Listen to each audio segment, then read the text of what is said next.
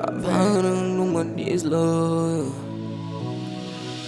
Muyaye matsinze nonda kunditsitsa abaroi vachida kundidya kunge pizza ndaita tembora ndashayikwe kutiza ndoda kuenda paradise ndipewo visa weri mufone ready to receive the call mina macho ndinzwe wo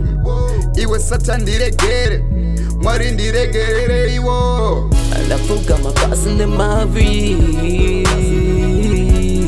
I bow down on my knees now Wari muchawi yariniko Wari muchawi yarini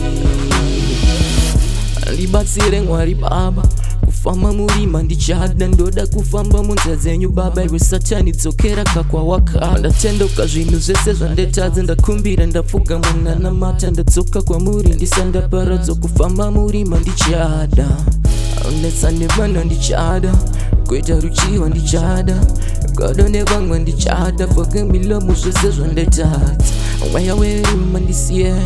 mwari baba ndibatsire enyoro yetsai dzenyu tsiye ndapfuga mwari mundinzwe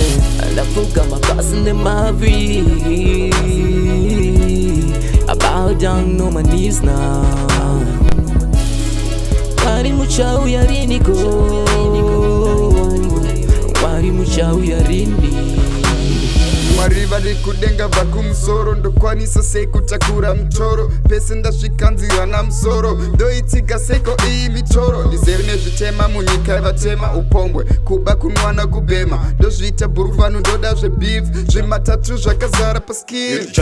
nguva yapera but handidi perishing ndaizviti ndinoziya everything ndichirova madrugs unge medicine I've been breaking laws isina discipline drimo kingdom une castle isina light Lord purify my dirty mind moyo wangu rukuleft ngauite right pamdatora vatsveneshe ndoda fly Lord forgive me ishe ndauya mapaseri mano ndabva ndaritai ndakufamba nebible devil is a liar nchipisa madimoni Holy Ghost fire